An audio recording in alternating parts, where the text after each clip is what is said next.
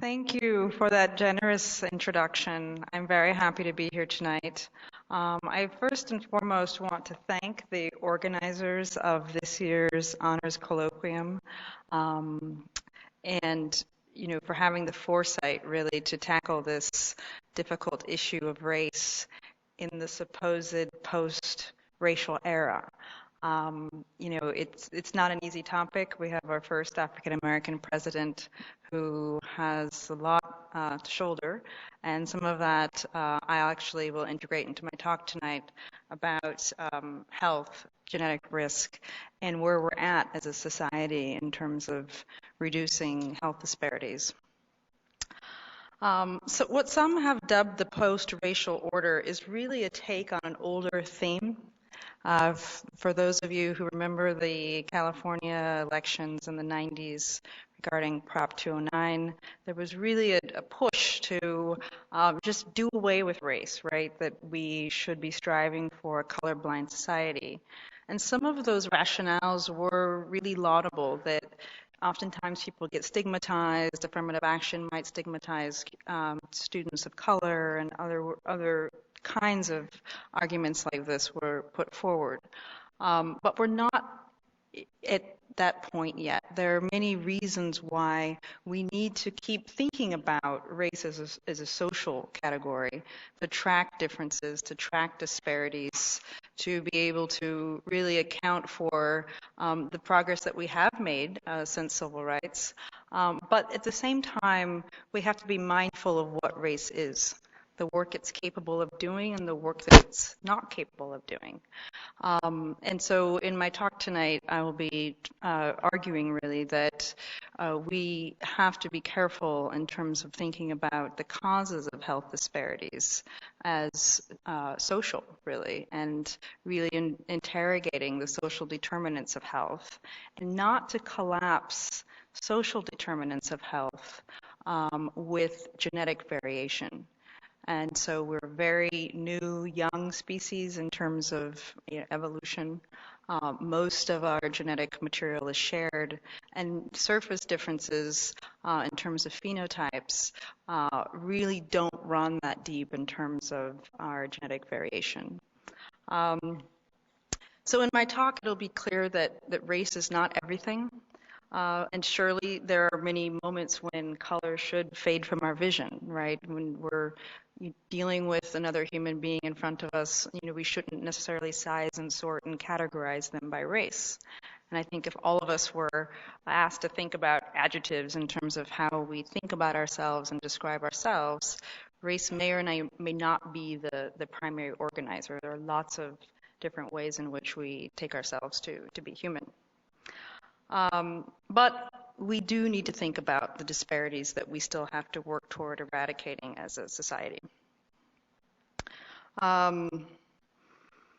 So in my talk, I would like to move on from color a bit and to think also about the ways that genetic variation may or may not have so much to do with the racial categories that we take for granted in the United States.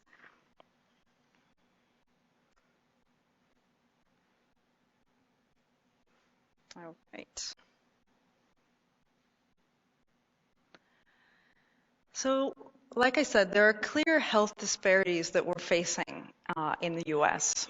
And the most prevalent health disparities and the groups that are most affected, I would argue, have been pretty well documented, that African Americans die and have more problems with regard to health outcomes and in heart failure and cardiology. Native Americans and Latinos have higher rates, proportionally speaking, of diabetes. Breast cancer affects women of European descent in this country, and then a specific form of breast cancer, ER-negative breast cancer, affects women of African descent more than people of European descent, and that matters for drugs. That matters for Herceptin and other breast cancer drugs. Prostate cancer affects African American men at earlier ages, oftentimes, and suicide affects men of European descent or white Americans. So we have to ask ourselves what's going on in terms of these disparities. There's pretty good data, and some of this is off the screen, but the Agency for Healthcare Research and Quality has shown that actual healthcare, actually getting healthcare, getting primary care, does differ for different groups. That people who lack healthcare, we see almost a twofold difference when we look at Hispanic Americans and white Americans.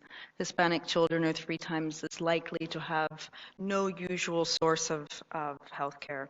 So these are the kinds of social determinants that I was referring to earlier. We also see disparities in diagnosis and treatment, right? That care settings will help determine how health disparities are played out in our society. So not all people have, even if they do have access to care, the kinds of care settings they have access to will affect their health outcomes. And we see this with heart disease, with asthma, with HIV, with nursing home care, end of life care. Treatment, this is another area where health disparities are entrenched.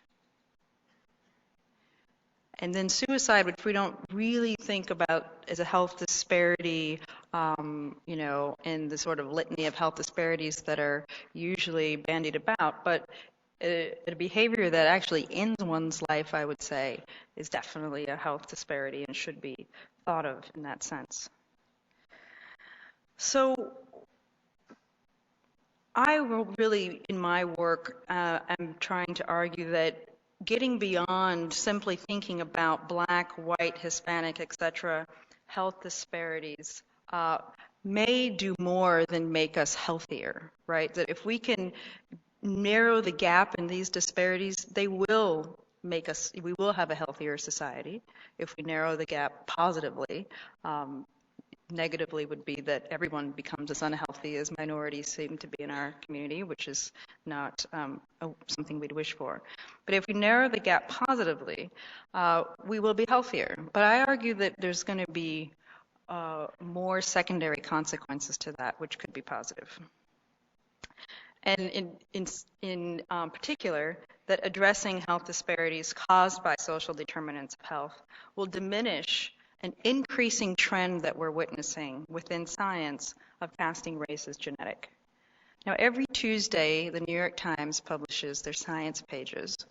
And increasingly over the years, actually since the publication of the genome in 2000, the genome draft, we have seen more and more studies done claiming to have found associations between some risk allele and some racial group. And oftentimes the racial group is a minority group, and more than oftentimes it's African Americans. And I'll get to why that empirically may be true, that there are these disease risk alleles that do reside at higher frequencies in people of African descent. But what I will argue is that that's not because of race. The way we think about race is mapped onto genetic diversity. So in addressing health disparities and in narrowing health disparities, race and our societal ideas of race will seem less entrenched in this kind of biological understanding. So before we get there, I think we need some model organisms for bridging identity and loosening the social lens of race from traditional physical anchors of phenotype, right? Curly hair, blonde hair, darker skin, etc. And if we can think about how our phenotypes potentially change over time, or better yet, the way that we use phenotypes to sort and class differences, then I argue that this will sort of flex our minds and give us more agility and more strength to allow us to see how hardened social classifications of race are when used in genetics, and that these constraints really do limit our vision for thinking about health. And the one really big mistake is seeing genetic risk or risk alleles as gene-based racial risk. And this is a trend in science that is happening at higher rates than than I think the science actually warrants. So I'm actually going to use the model organism of our President Barack Obama to get us thinking about how race could be fluid and identity could be fluid. And by doing this, we'll get to how some of the ways that we enlist genetic variance within science as racial may not necessarily be scientific, but more political and cultural. So there's been lots of discussion about the way people in America view Barack Obama based on his background. One quote from the Pew Research Center: Americans tend to construct their own view of President Obama's race based on their backgrounds. So that was interesting to see in the election how that did or did not play out. A New York Times columnist, Frank Rich, is famous for saying Obama is a one-man Benetton ad who can be all things to all people. He's black, he's white, he's both immigrant stock of Kenya and American from the heartland of Kansas. So just these ways in which different people in this country during the election were able to plug into this one self-identified African-American man's way of describing himself was pretty interesting in terms of our societal ability to do that. But it's not just Americans. So there is an Irish group. There are lots of examples of this called Nancy Drew and the Hardy Boys, who have this song, There's No One as Irish as Barack Obama. And I would play the soundtrack, but it's so infectious and it's too late at night. It sort of like keeps playing over in a loop. It's really catchy. Look it up on YouTube. Quick search will get you there. So there's no one as Irish as Barack Obama, as they pronounce it. He's as Irish as bacon and cabbage and stew. He's Hawaiian, he's Kenyan, American too. He's in the White House, he took his chance. Now let's see Barack do the river dance. From Kerry to Cork to Old Donegal, let's hear it from Barack from Old Moneygall, which apparently is Irish ancestry, as many of us do. Going back to Moneygall. So the people of Moneygall claimed him. Many Irish people claimed him during the election. The O was O apostrophe, as in O'Neill. And there are other examples of this. So from the city of Obama, Japan, his identity was caught in translation rather than lost in translation. And here we have it, the subway stop, Obama. During the election, the people of Obama, Japan, really took this seriously. Every Tuesday was Super Tuesday. If you look at the insignia right below the woman, it's his face. It's a little bit hard to see. But this face appeared on cookies. It appeared in sushi rolls, Obama maki. And you know what? They even had their own Japanese Barack. So we often think of, Asians and Africans, they're really different. In this example, we see someone really inhabiting a Black American, Kenyan, Kansan, however we want to call him, mixed race American's identity in ways that we're not used to seeing and performing every day. Okay. So this next part of my talk will take you to different kinds of villages and different kinds of local cultures, as I call them. So as an anthropologist of science and an anthropologist of medicine, I have worked in Senegal. My first book, The Enculturated Gene, is about sickle cell anemia in West Africa and how people deal with it. And rather than just focusing on patient narratives and how people think about their disorder, I also wanted to see how scientists were thinking about this the first genetic disease that really gets no attention in Africa because of other health priorities, and how those perceptions of genetics differed from our own. right? Sickle cell in America was often seen as a black disease. In Africa, it wasn't so much seen as a black disease, as a disease that traveled in certain kinds of ethnic groups who often had a lot of consanguineous or first cousin marriage. So already you start to see how genetic conceptions don't just fall from the sky, they're culturally based. But what I also wanted to do in Senegal was to see how scientists themselves thought about genetic causation. And here we often think about, genes and identity being linked. But if I have the gene for something that sort of is an individual marker of something about me, and there, where people are much more sort of social in their understandings of things, it was really hard for the doctors I worked with to get the concept of a single gene disorder across to medical students. They kept understanding that he was saying chain.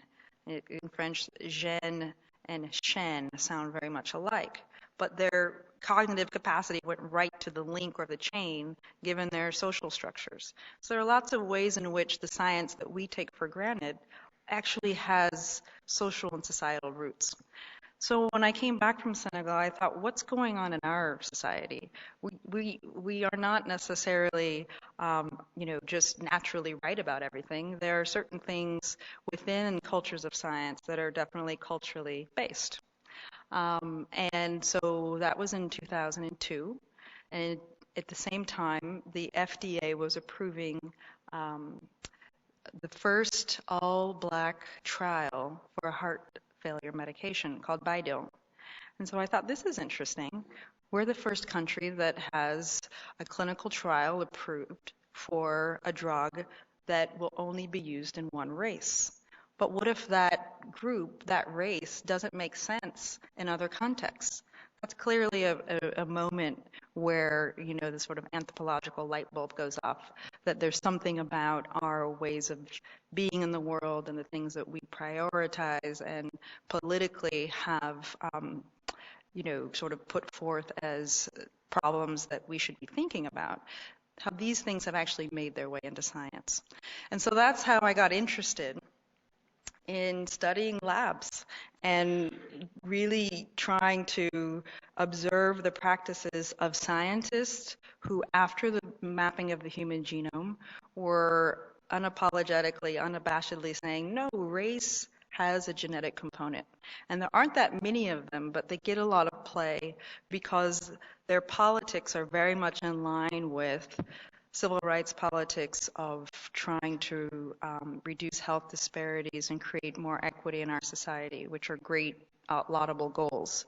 But the tricky thing is that they're sort of sliding us backwards a bit in terms of thinking about race as genetic, which I argue it's not.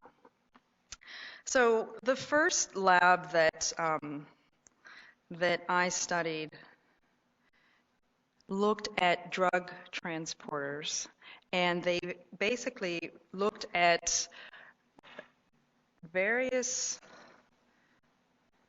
genetic markers that had different frequencies in different groups. And guess what the groups they were looking at consisted of? In the US, they mapped onto census categories, so sort of the big five. And so in arriving in that lab, it was very clear to me, that certain things about the way we classify, so our classification systems were making their way into the genetic science. And there's a really great quote from Ian Hacking, a philosopher of science, that I'd like to share with you, which is a little sort of wordy and clumsy, but the idea is valuable.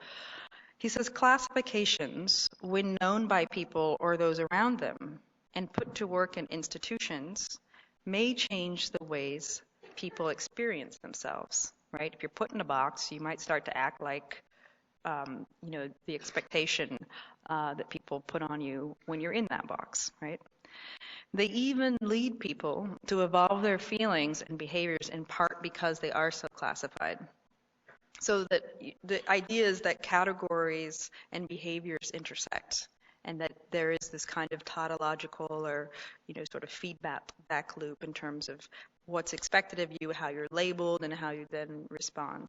And so there is we have this feeling that, wait, race is real. We've always had race. And part of that is this kind of historical reiteration between these categories and, our social expectations of people who check those boxes. So this is just a mere sampling of human diversity.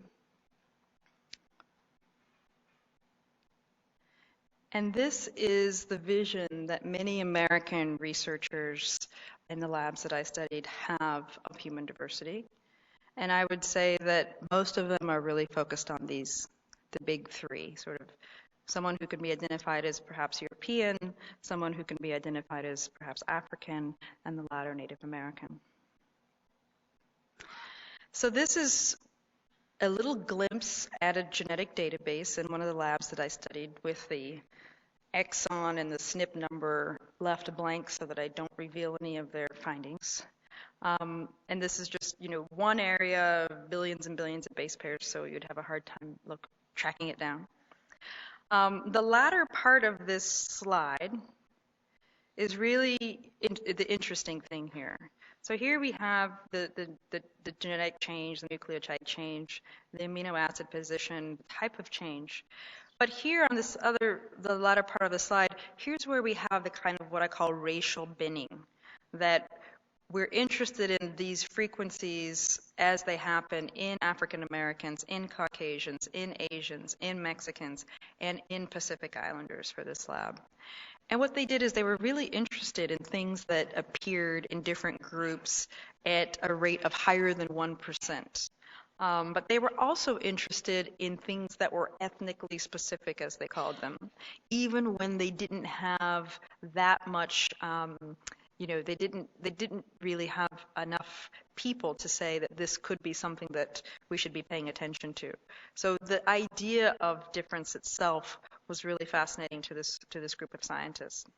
And they were looking at drug transporters again. So these are, genes that sit on the outside of proteins where drugs are metabolized, either pumped in or pushed out of cells. So we can understand perhaps why people in Africa would differ from people in Europe, right, in terms of what are called xenobiotics, our exposure to plants, toxins, medicines over time, right? Poisons and medicines in many cultures weren't really that differentiated. People who were experts in one were experts in the other.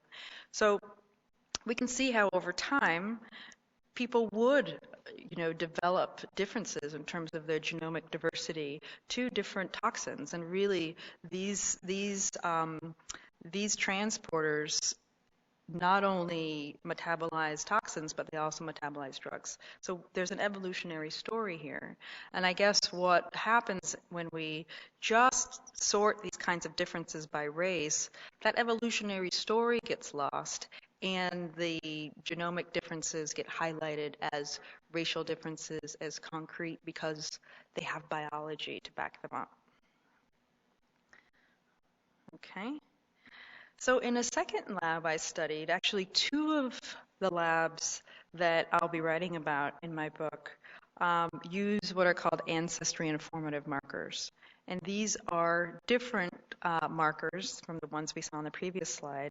And in this set of markers, what researchers are really looking at or trying to discover or collect are a set of markers that have a really high prevalence in one group, or at least 50% prevalence, and maybe a lower prevalence in another group.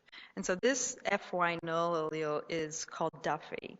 And as we see here, the African Native American differential is 0.999, almost 100%, meaning that most Africans have this version and most Native Americans don't. And then the same thing with European Native Americans. Neither of them have it compared to Africans. This is really the only allele you'll find that looks like this. And the reason why this might be diagnostic of ancestry is because it's a malaria protection marker. And of course, if we know the story of malaria in Africa and how old African populations are, we can understand why Africans and African populations would develop some immunity to malaria, in this case, very good immunity. There are other markers that are more diagnostic of European ancestry. MC1R314 is a gene that partially codes for freckles and red hair. And so you might not have these kinds of pigmentation genes in West Africa, say, and they're rarer, but they're not non-existent. And so the idea of ancestry informative markers was really to create a panel to really go through all the genes we know about and to see what happens in one area of the world versus another area of the world and try and see if we can actually come up with a set of markers that could be diagnostic of ancestry. So most of these markers are shared between groups. There's just a difference in frequency. So this is, of course, the world as we know it, the continents that we're all very familiar with. And this is the world for researchers who are using Ames to locate genetic differences in Hispanics and African Americans. And so what they've done is really narrow the geography of the world in order to sample populations who live on these continents. And really, the little dots here are the samples and the populations that they were able to obtain. And so this is what our world ends up looking like for the Ames technology. Okay. And here again is another slide that parallels that one in terms of the actual groups that were sampled. So we know that most genetic variation, 90% of it, is on the continent of Africa because of the age of African populations and the Out of Africa event. And most of these populations are located within a very small region of the continent. So even within Africa, where there's so much genetic diversity, we see that this technology has really limited itself in terms of coverage. And coverage is an important issue if we really want to say this allele only belongs to one group, not another. This is just another graphic that gets to what admixture or the Ames technology is able to achieve by using these markers to describe our racial compositions. So for Mexican Americans, they're said to be 52% Native American, 41% European, and 7% African. Now this is potentially a liberating issue in terms of this illustration, right? There's no pure race anymore, that we have all these mixed race people, and that should make us more tolerant.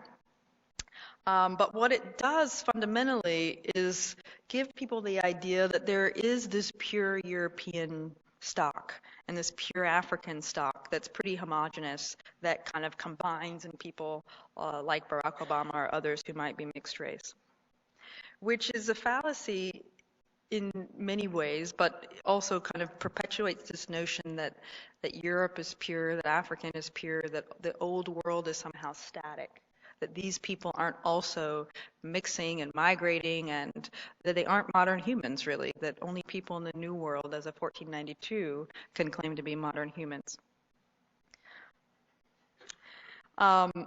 It also kind of gives us a very simplistic notion of how genetic diversity works, as if we could have a European chromosome or an African chromosome. And these are the kinds of images and models that are coming up more and more frequently in genetic research. So let's just take the African chromosome. The idea that we're getting beyond race by talking about ancestry makes many people feel good, like we're really progressing here. We're getting beyond race. If someone's going to be 20% European, we should mention that, and we shouldn't call them black. We should say 20% European, 80% African in terms of ancestry. But I argue that when geneticists say African ancestry, even though some might think they're being more precise about genetic background, they're really conflating several things. This sort of general reference to African genetic ancestry runs the risk of really obfuscating causal factors. Like, what are those alleles? Are those alleles that are associated with African ancestry doing something? We know that Duffy does something. We know that the alleles for MC1R do something. Maybe there are other alleles that are doing some work in terms of the causes for asthma, prostate cancer, and other diseases that are being described in these ways. And so I argue that by just talking about African ancestry and glossing it as African ancestry and not going beyond that sort of screen that seems more PC, we are doing ourselves a disservice, especially since we actually are getting into an era where we can find specific genetic markers, and that technology is coming down in price every day. So by talking in a blanket way about African ancestry, we also run the risk of flattening the vast array of African genomic diversity. So we have a continent of 47 countries, 53 if we count the outer islands and independent nations. Lots of very different tribes and different groups and nations who speak different languages and have very old and sort of mixed but also separate histories. And so there's a lot of genetic diversity that is found, say, in Southern Africa that would not make sense to talk about in terms of a West African having that same genetic diversity. So we run the risk of flattening what it means to have genomic diversity.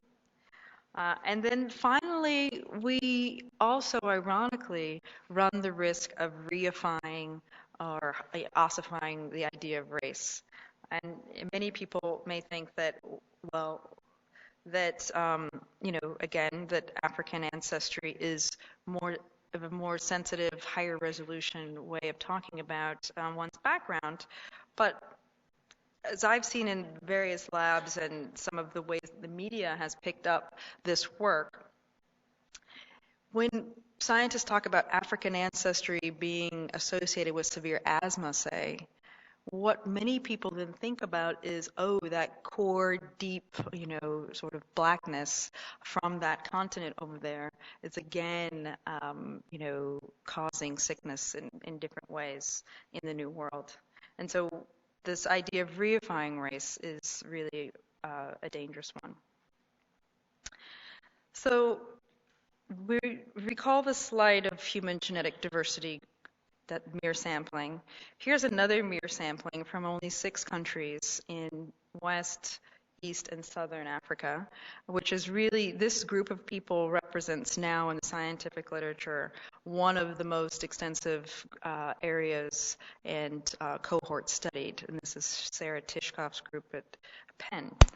And basically what we see here is, again, 6 out of a possible 47 countries have now been researched quite deeply in terms of their genetic variation. And there's immense genetic variation between these groups and also between these groups and African Americans and between these groups and others. And so we really need to think about what kinds of questions we're asking when we're thinking about genetic difference, because genetic diversity does not just translate to race, because we see that people of African descent are really quite diverse. So the third lab that I'm going to talk about tonight is actually trying to get us beyond group genetics at all. So rather than focusing on any group, they are really interested in inter-individual differences. And by inter-individual differences, they mean one individual's full genome versus another individual's full genome. And this is expensive to do right now. It used to be, a couple $1 million a few years ago. Today it's about $19,000 per individual. They hope to bring down the cost to $1,000, which is still quite expensive for many people, but they argue that this will help bring down medical costs, because if we can see what's in your genome, then maybe we can understand what drugs you'll respond to better, et cetera. There are lots of ways that healthcare and medicine can be tailored to you. So they are mostly scientists who are volunteers in their own project right now. And the reason for this is because there are lots of risks with full genetic sequencing, the primary one being that it's very easy to re-identify any individual who has a genome sequence, even if it's considered private. So this is one of the volunteers, James Shirley, who's a stem cell biologist in Cambridge. And this is an example of what they're trying to do in terms of change norms. They actually are putting their faces on their website with their genomic data to try and change the way we think about genetic privacy. They're trying to argue that, in fact, genetic information is not that different from other information if only we had social structures in place to protect people against discrimination. And we have some of that in place now. So he's PGP-10, and they also have the side view to think about how people might do research on traits and other phenotypes in conjunction with genomic data. So the fellow here is George Church, who is the founder of the Personal Genome Project, which is the project itself. He is participant number 1. It took him 5 years to get through the Harvard IRB because there were just so many issues with privacy. And they basically asked him if he would be the first adopter of his own technology. He said, gladly. And so he's actually been doing a lot of experiments on himself, and the other scientists in the project are putting themselves forward really to figure out what the risks are, to see if all the fears we have about genomic data being in the public realm really play out, and to see what kinds of problems they encounter that they can then pass on in terms of warnings for the general public who would want to participate in a project like this. So if you just go to snip.med.harvard.edu or Google trait-o-matic, if this will come up. Oop, campus password. I thought we already did this. Well, here's the, let's see if I can Google trait-o-matic and have it come up.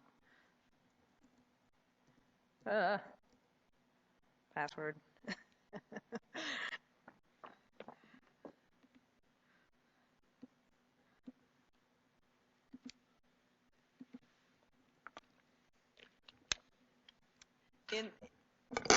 In the interim, think about if you would actually want to be part of this project, and I'll take a show of hands afterwards.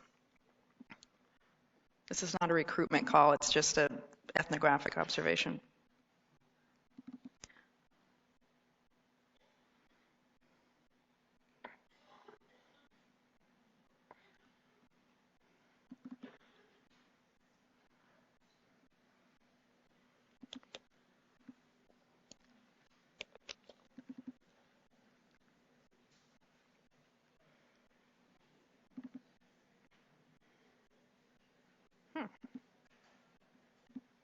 Wow.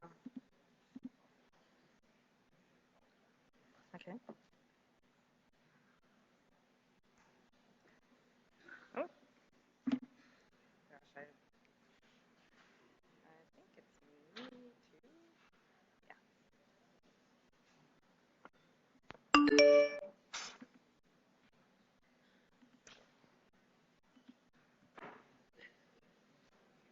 Yeah. Okay.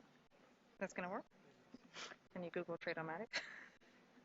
We'll see if I can just pull it up on my side. Okay. Thanks. PowerPoint? Okay, try that again. Yes. Okay. Bravo. We love tech support. Okay, so Google trait-o-matic. This is the page that should come up. These are all of the people in the world so far who have gotten full genome sequences, this very expensive thing to do. I'm going to look at Archbishop Desmond Tutu's genome, which is now public, in addition to the PGP-10. And so this is what it will look like eventually, and they hope to enroll 100,000 people from the public.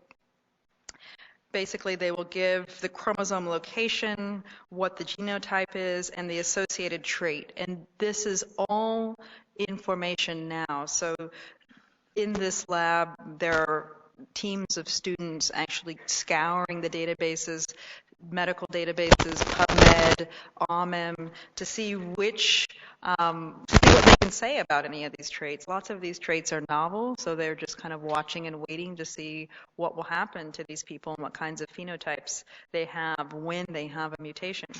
And so as you can see, this kind of goes on and on and on, and they're mostly for health-related risks, but there are lots of other things that they're interested in, like handedness. Which hand do you hold your cell phone with, and which ear do you use to listen, and this kind of thing, to see if there will be eventually some kind of phenotypic or trait-based change in people.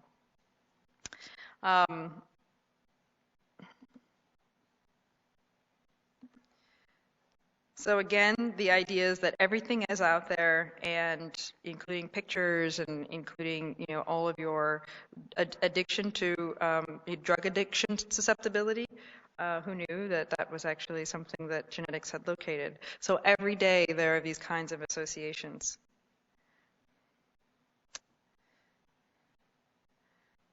Okay. So how many of you would put your genomes on the web at this point? Wow. They'll be happy to know. About, I'd say, 25, 30%. Someone would have to pay for it. Right. That's the big clincher here. Many people are still afraid of genetic discrimination, and we passed a bill, GINA, the Genetic Non-Discrimination Act, in 2008, which does prevent employers and health insurers from discriminating against genetic traits as pre-existing conditions. GINA does not cover disability in terms of life insurance.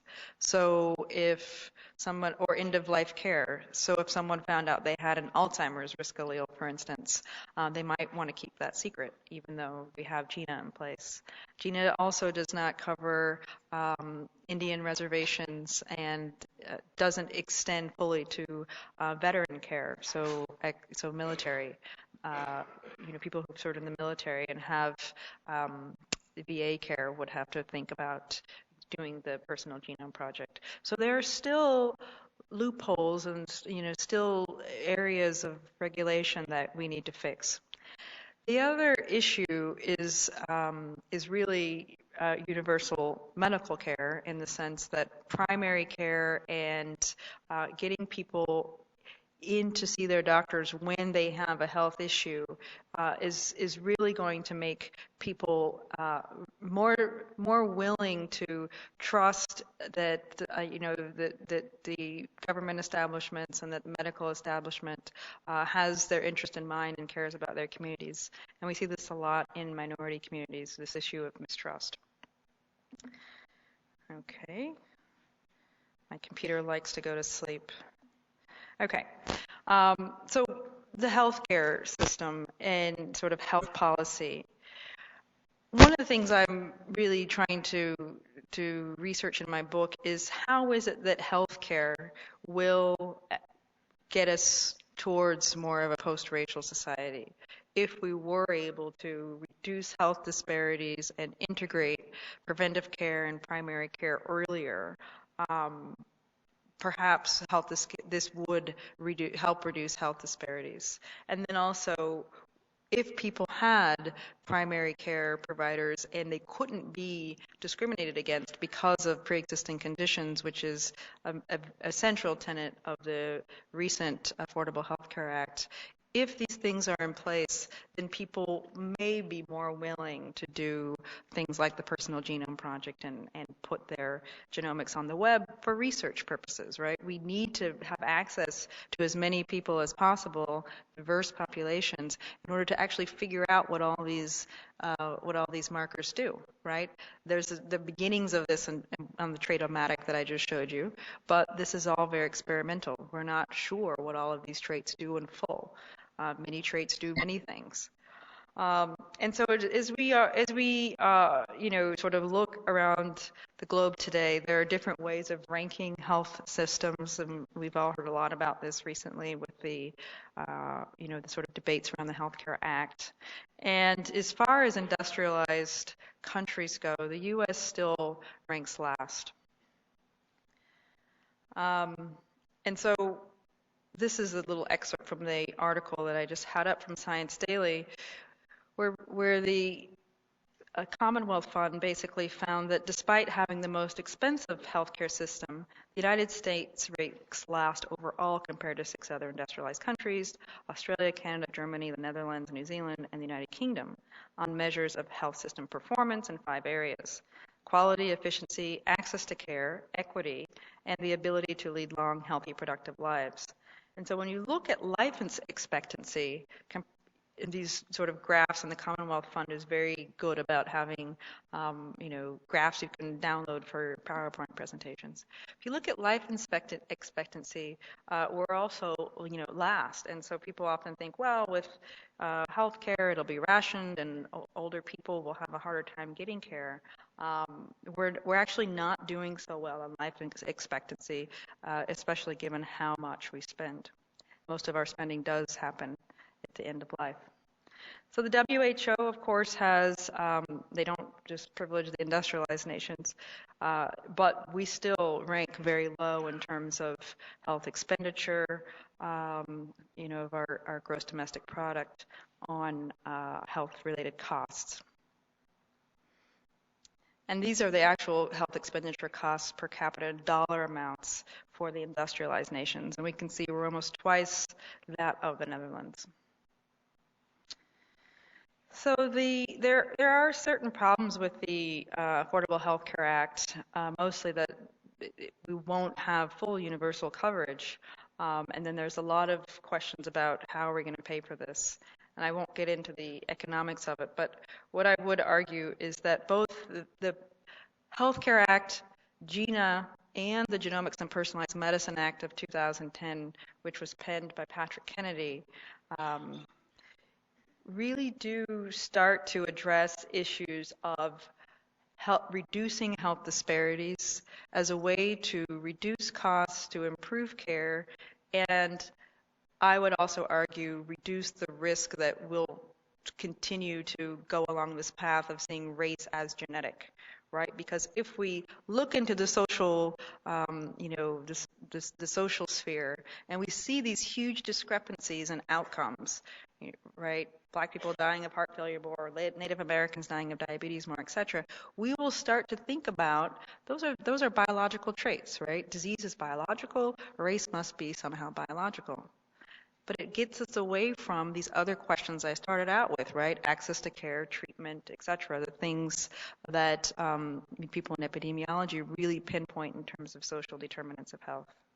I won't read this sentence from the Affordable Care Act because it is, I would definitely, edit this if my student was writing this bill and break this up into about 6. Similarly, the Genomics and Personalized Medicine Act wants to evaluate and think about genetic findings in different groups, but they also want to be better at finding predictors that go beyond broad categories of race, ethnicity, and gender. So we're not doing that sloppy collapsing of genetic variation to race, to gender, to age. Although those groupings may be important depending on what question we're asking. They're just not biologically fixed. So let me just end with one question that I want us to think about going forward and really in the next few years. Are these new laws laying the groundwork to start reducing racialized health disparities? As we start to see some of these implementations, to really keep this in mind. Are these disparities, are the gaps being narrowed?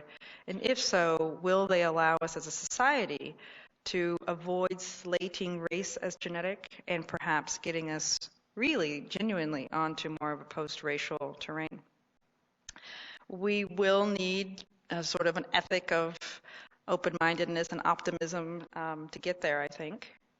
And the Japanese have actually coined a word called obamu. I studied Japanese in high school, so it's interesting to see how they, use both hiragana and katakana, which are for these two are for these kinds of characters are used to talk about imported words, and this is a traditional Japanese character. So Obama means to proceed optimistically despite challenging obstacles. And I'll just end there and leave you with that in terms of food for thought for questions. Thank you.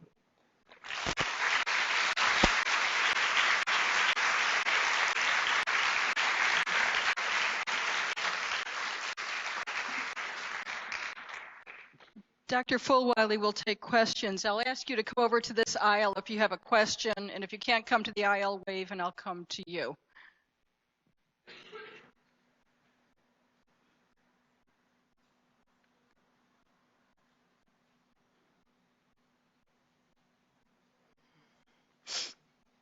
We have someone up.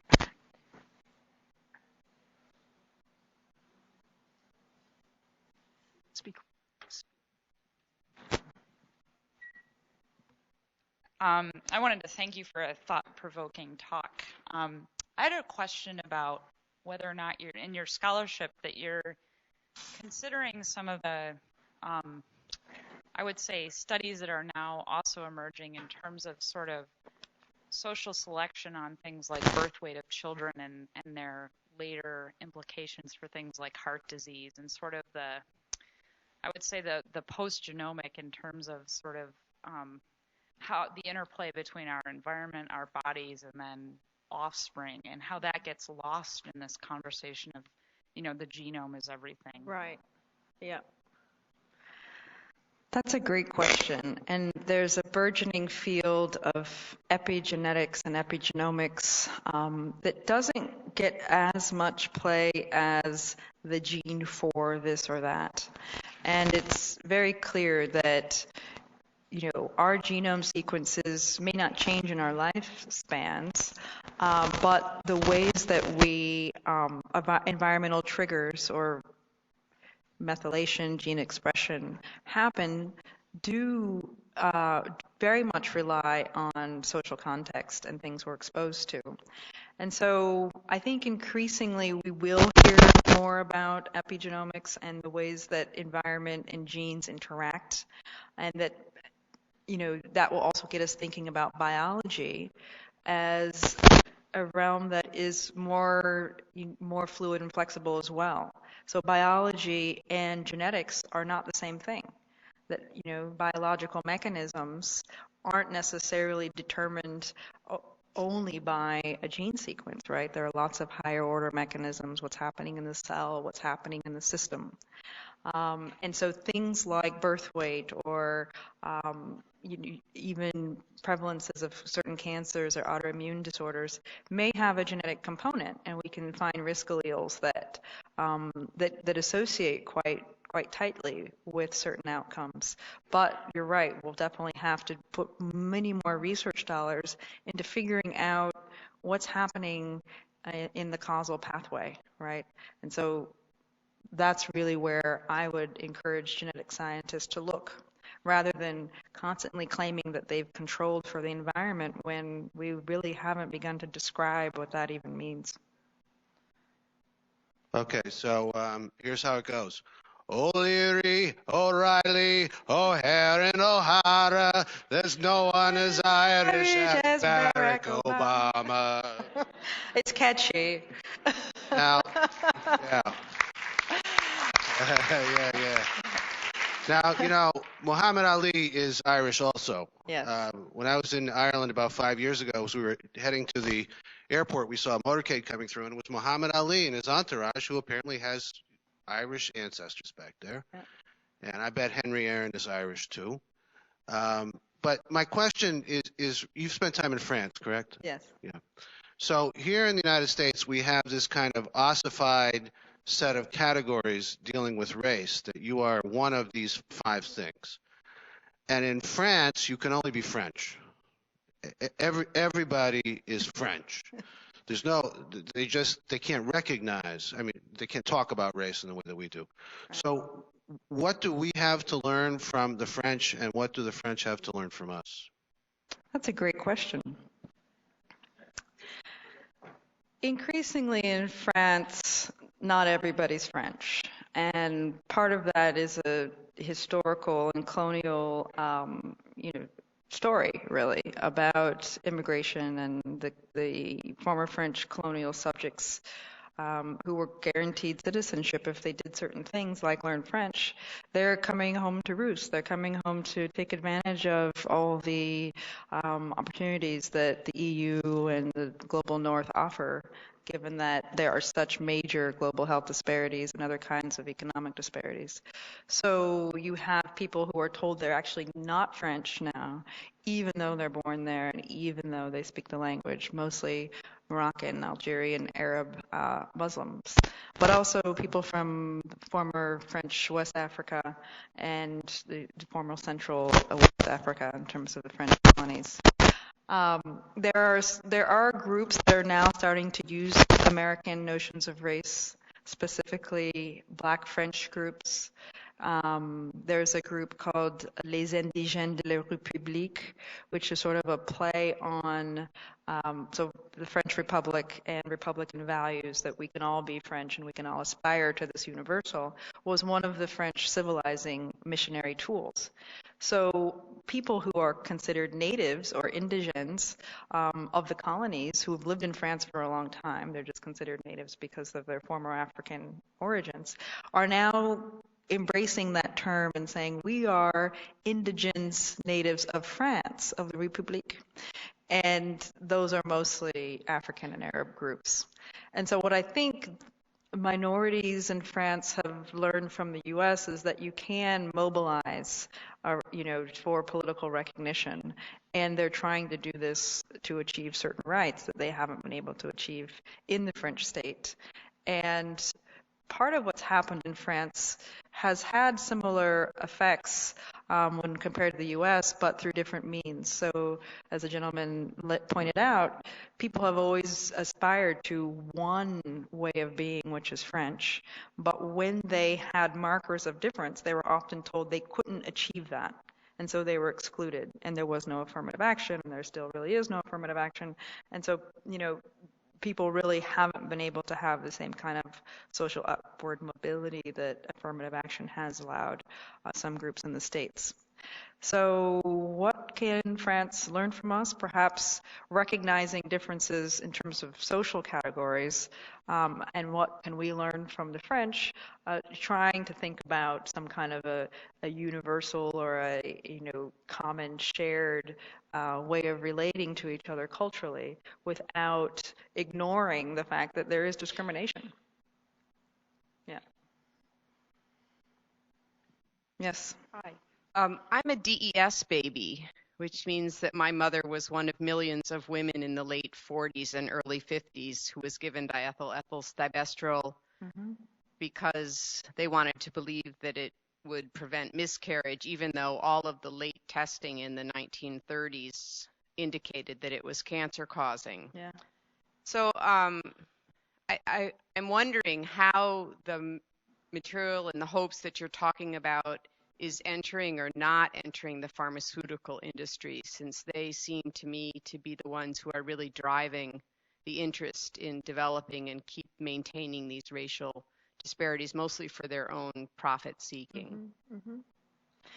That's a great question.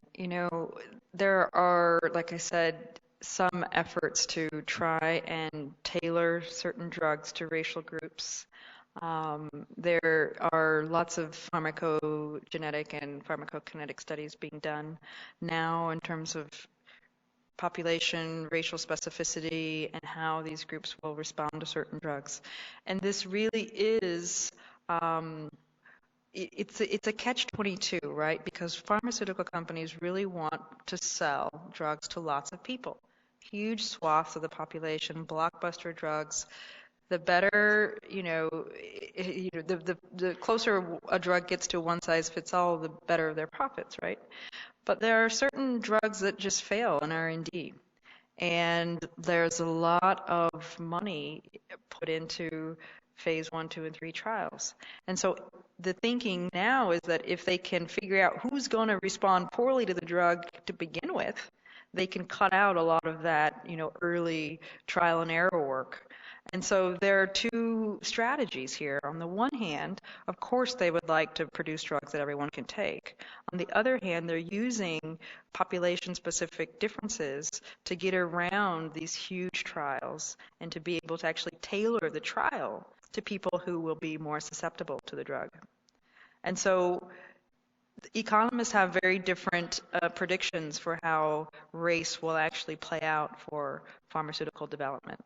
And we're still in very early phases. And so the Personalized Medicine Act of 2010 is encouraging scientists and giving scientists grants, if it gets passed, to explore population difference and then to think about what other mechanisms could be at work with regard to pharmaceutical susceptibility. So there are two directions things are going in. It's not at all fixed. Actually, two comments on the previous questions. The DS story fits more with epigenetics, because those women were exposed to DES. Their daughters, when they were, during their pregnancy, were exposed to it and did not express cancer until they reached puberty. So there was a long latency period. So it's more like they've already have inherited their genetic background, but the exposure to DES through epigenetic ways then led to the cancers, much later. I was very curious about the comparison, between France and the U.S. that Rick raised. The big difference, in my opinion, is that being an American is not a nationality like being French. You are in a country with a history and a culture and language that goes for thousands of years. Being an American is really a lifestyle. You live in this country with this geography. You eat hot dogs and play baseball, listen to certain music. So it's very easy to integrate and to become an American, because unless, we refer to Native Americans as Americans, it's much, much easier for me, as, immigrant and as a U.S. citizen to say I'm an American, because it's not a nationality. And I'm an Arab. But if I'm an Arab in France and I want to say I'm French, it causes a serious contradiction, because my nationality is Arab and now I'm trying to assume someone else's nationality. So there's a huge difference, and I think it's a lot easier and better for us here in the U.S. to accept and celebrate our diversity than it would be for the French.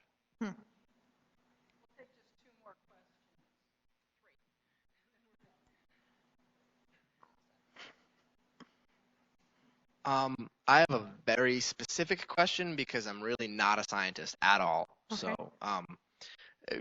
So it does kind of relate, though, to what we talked about earlier about screening for psychological illnesses. My question is, going back to the trait-o-matic, where it had, like it said, Desmond Tutu has the gene for susceptibility for diabetes. And I'm just wondering, is it like Gattaca, where you can be like Ethan Hawke has a 98% chance of heart disease, or like how does that work? And can you get a disease if you don't have the susceptibility gene? I'm just very curious how that works. Let me just start by commending the URI students for asking the most pointed and really spot-on questions. I mean, that is. You don't have to be a scientist, clearly, to engage science. Thank you. Susceptibility to means susceptibility to, and there are lots of genes that are associated with diseases that are not diagnostic of getting that disease. So have you heard this saying, causal but not sufficient? So one may have an allele or some kind of a factor that is associated with cause, but that factor is not sufficient for actually getting the thing. And we see this a lot in genetic science. And so this is why we have the language of risk allele. You're at a higher risk or a twofold risk given how prevalent something is in your population. So risk itself is a function of what's already happening in the social, what's already happening in your world, right? We're now more at risk for terrorism, right? Because it's happening in our world. Genetics works in a similar way, actually. When you compare Americans who have the same allele for type 2 diabetes and you compare Japanese, they have the same allele. The Japanese in Japan will be given a lower risk allele or a lower odds ratio than the American. Why? Because we have higher rates of diabetes. 23% of Americans will get diabetes in their lifetime. So with a baseline that high, when we have that allele, our chances are higher. It's not genetic, it's social, right? In terms of the actual risk allele and the odds ratio. So that's where the discourse of susceptibility comes in. If you live in a culture where hot dogs are privileged and vending machines carry potato chips and students don't work out, and that's not here, of course, your risks are going to increase exponentially. If you live in a society where you eat sushi for breakfast, perhaps sabamamaki, these very low-fat things, your risks are going to decrease. And your genes will stay the same. We have the same allele. So that's where some of our understanding, I think, gets lost oftentimes because we think, we're these really high risks genetically for all these things. But we need to think about what our baseline is and what kinds of social and cultural issues play into that baseline. Hi, I really enjoyed your talk, and I have a quick question and a comment.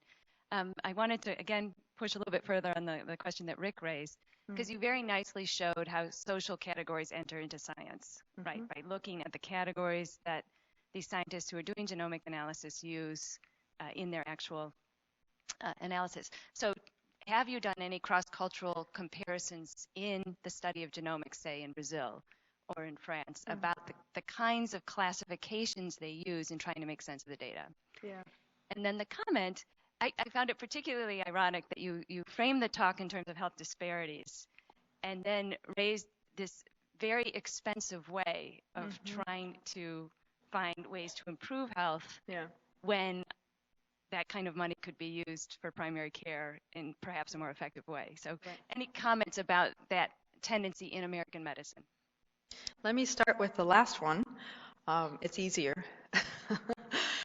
So the expensive technology of genetic sequencing is coming down. It's come down exponentially since 2005 even.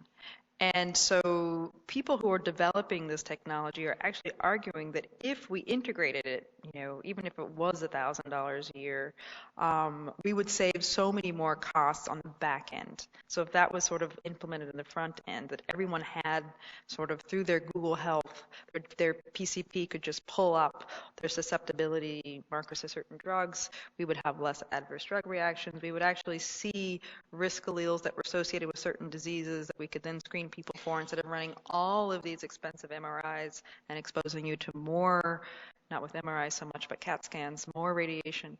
So there are lots of ways that it looks like it has an expensive price tag in terms of a one-shot deal, but it's for life, right? So they're arguing that it's actually going to pay off big time. The first question, in terms of have I seen genomic differences play out in the science in different contexts, I haven't studied this particular issue, post-genome, in different contexts, in Brazil or what have you. But I see in the scientific literature that people often do organize differences differently, that they might prioritize in Brazil what they call color, shadism basically, different shades of skin color being, associated with a certain disease or something like this, whereas we might just look at black and white. One of the issues that I have seen in the history of medicine is with regard to sickle cell. And in French West Africa, we see 3 different classifications for sickle cell because the mutation arose at least 3 times independently in Africa. And so because those mutations were discovered by French genetic researchers, they were named after former French colonies. And so you can have a Senegalese haplotype, l'haplotype Senegalais, you can have the Beninois, you can have Central African Republic, and the those nomenclatures are very much correspondent to political categories in terms of nation states. They're not things that we would necessarily understand from our vantage point, although American researchers have adopted them. They haven't really done much with them. Those monikers don't get as much play. The way that they have been theorized in the United States, and that this also didn't take off, was that these African sickle cell genes could be predictive of African ancestry. So before Oprah was testing whether or not she was Zulu or Bamileke, African Americans and others who had sickle cell could have done ancestry testing of that sort at that specific locus in the 1980s. It just didn't take off. And our last question. Thank you so much for your lecture. I was especially fascinated with it because I'm currently a high school senior and I studied clinical trials and pharmacogenomics for my science fair project. And so I have a quick two-part question for you. I was wondering, first, can polymorphisms arise throughout an individual's life because of their environment and their lifestyle? And do you think that nurture can combat this genetic predisposition? That nurture? Yes, like Nurture. the environmental lifestyle or a person's behavior. Mm-hmm. And my second question was, do you think that cultural competency is important for scientists studying genetic variation with racially diverse patients? Yeah, cultural competency is very much located in the culture that it arises in. So our ideas of cultural competency, I think most people who work in this field have, again, very good intentions, but they are oftentimes they slip into stereotypes, right? An African American patient would do this. A Mexican American patient needs this kind of attention. So I think that the more we expose ourselves truly to other cultures and other ways of being and living, the less we will slip into that stereotyping that often goes on in hospitals. And again, doctors are pressed for time and they've got to make a quick assessment. So it's a beginning. I've just seen too many that ends up being like sort of cultural flashcards, right? This is a black woman, she must want this. The other question about polymorphisms changing over time. So our DNA sequence really isn't going to change in our lifetime, but there are, again, ways in which we will metabolize things and express genetic variation differently depending on what the environmental triggers are. So one of the things that prostate cancer researchers and researchers in the fields of immune disorders are finding is that vitamin D plays a pretty large role in terms of really mitigating against these kinds of diseases. So sunlight, a very easy intervention, get sun, right? Things like fish, right? So there are dietary things that you can do to actually have an effect on what kind of gene expression your DNA sequence may or may not actually express. Not all of these things have to be super spendy. Okay. Thank you, Dr. Fulwiley, for a fascinating lecture. Yes, thank you all. Thank you.